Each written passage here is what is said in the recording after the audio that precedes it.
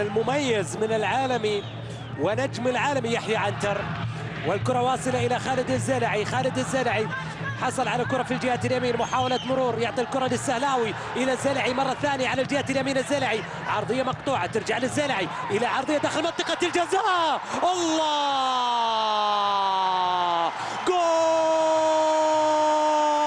هدف أول في مصلحة العالمي، الهدف الأول للنصر.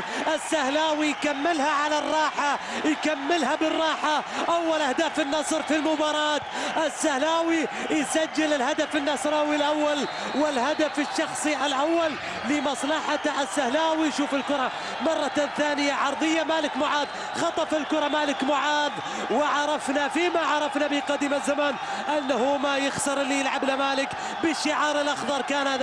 كان ذلك، ثم أصبح إلى جانب الشعار الأصفر. مالك معاذ من تسبب بالهدف، وربما يتحقق فعلا ما يخسر اللي يلعب لمالك أيضا إلى جانب الشعار الأصفر. هذه الراسية الماضية من مالك معاذ اللي جاءت في الراسية ثم بالعارضة، ثم بعد ذلك السهلاوي على راحته حطها بكل روقان، حط الهدف الأول لمصلحة النصر. النصر أيضا يتقدم بهدف دون مقابل بالشوط الأول من المباراة.